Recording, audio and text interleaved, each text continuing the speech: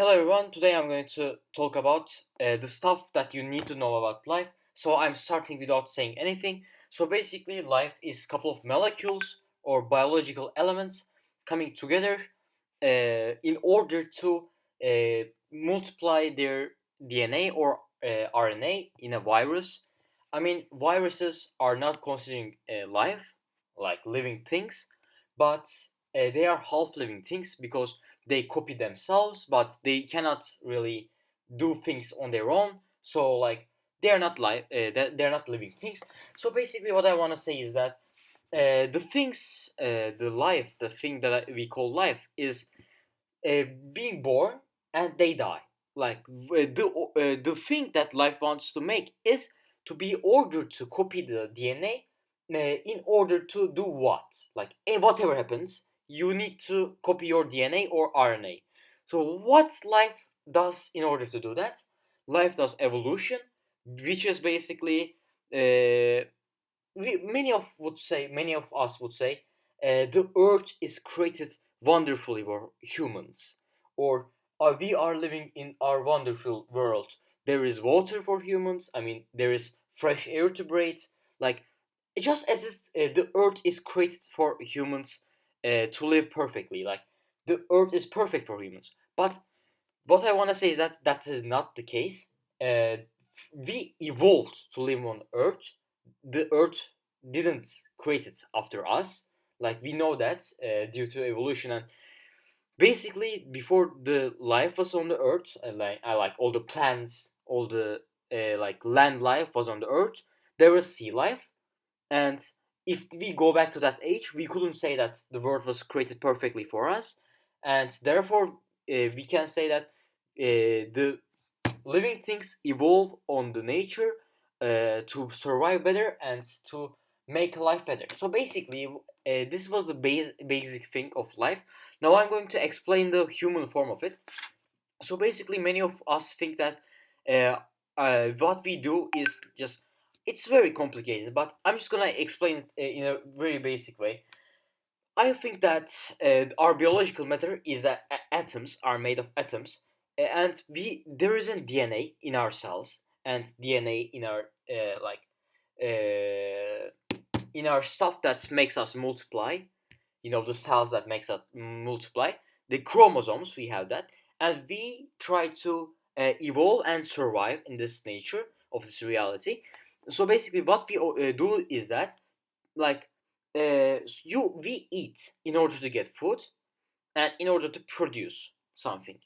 We look for mates, right? In order to produce. Also, we want power, ego, and money in order to secure ourselves in society. And I just want to make this out clear why we want that. In order to find someone and mate with them so that our genetics can go on other nature as well.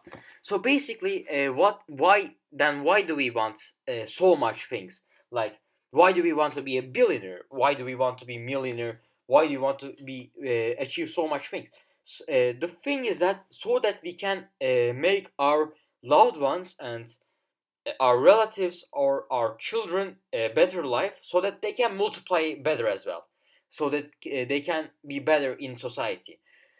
So why do we want respect in society? Because respect shows you that the people admire you and you have a higher chance of surviving, because humans are not capable of surviving just only themselves in the nature, and they need each other. I mean, they can survive, but they are designed to survive in groups, and we cannot multiply on our own. So basically, we need to find mates in order to multiply, because that was the evolution. And the basic evolution for the reason for that is basically the cells can multiply on their own. They are so little, they don't really need any much complicated things. But humans need a lot in order to develop themselves, the brain, the body, the everything as well. So in order to do that, they have something called like sexuals. They are sexual, so that the how can I say it? The female is fertilized like the other animals in the wildlife or in the sea life or whatever you call it. So basically, they are fertilized. Then they carry the baby, and the baby should uh, like the baby should become bigger and bigger in order to suit the life better, so that they can multiply as well. And basically, I don't really have much information on that, but we are designed to die, guys, because like that's the living that's the function of the biological things. And I'm just gonna say that nothing really lasts forever. Like if we even have a metal carrying a tiny piece of feather, if it's designed really bad, it will go bad over time. Even the metal rusts and it becomes iron oxide or something like that, and the metal becomes tired, and it becomes there is something called strength in physics. Over time, no matter what how strong it is, the matter will collapse on its own gravity. Trillions of years or quadrillions of years, it doesn't really matter, but it will collapse. And the living matters are like that. So in order to survive, the living matter says that you should be able to produce or you should be able to evolve. So basically, we evolve in order to produce, and so that's the method in order to survive for long. And to come to the meaning of life, I don't think there's a meaning of life. The meaning of life is that it happens as it is. Like it happens, it just happens because like we are like computers. I think like we are like computers. There is no random thing in this universe because something happens because it will happen. Like, for example, you flip up a coin, right? There's a 50-50 chance of it landing a money side or the other side or the face, right?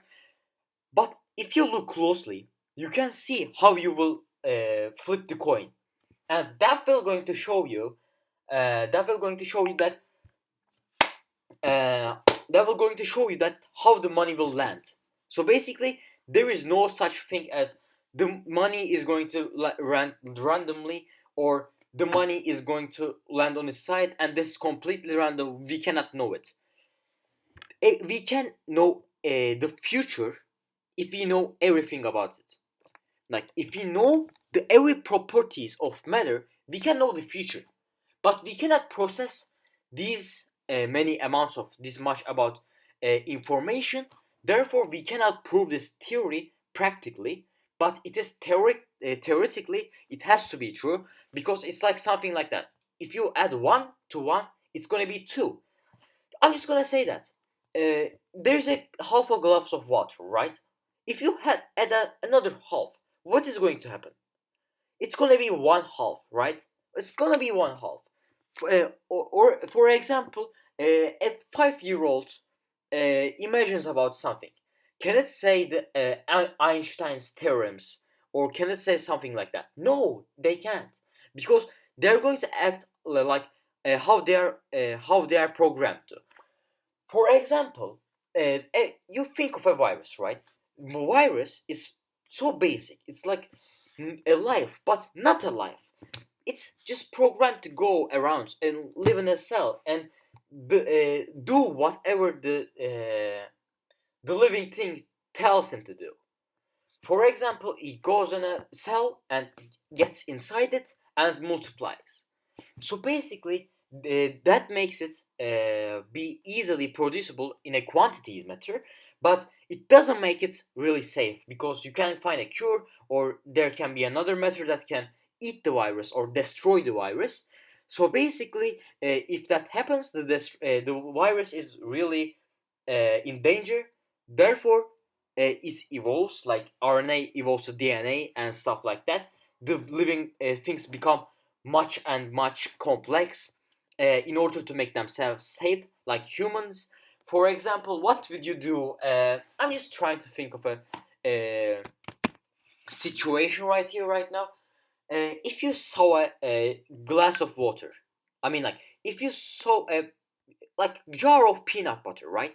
And another side is a just a marmalade, like strawberry marmalade, strawberry gel, right? And it's tasty.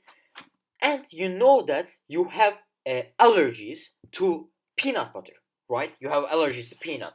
Therefore, when your brain sees a peanut, it thinks of like bad things. Like it thinks of this is a peanut, and I can have a peanut allergy from this.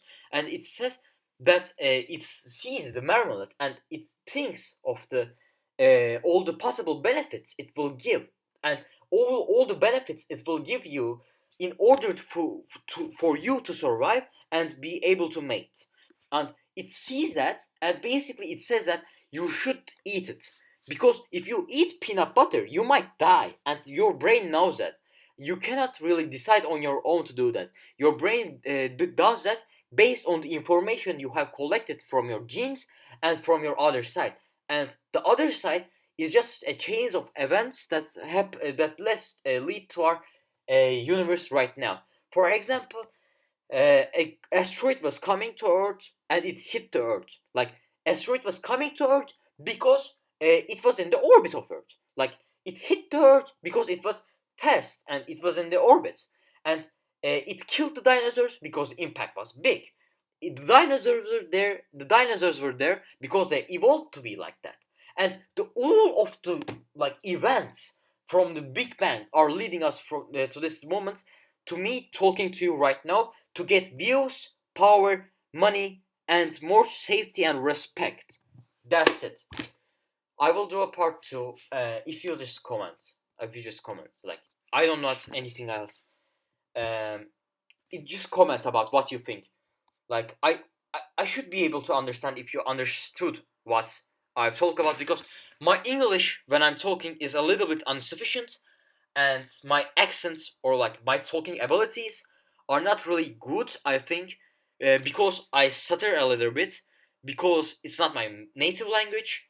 Like it's kind of because I'm just gonna say it in a humorous way, because there is not much neuron connections in my brain to provide me that amount of information in order to talk English so sufficiently. Yeah, that's all. Thank you for listening.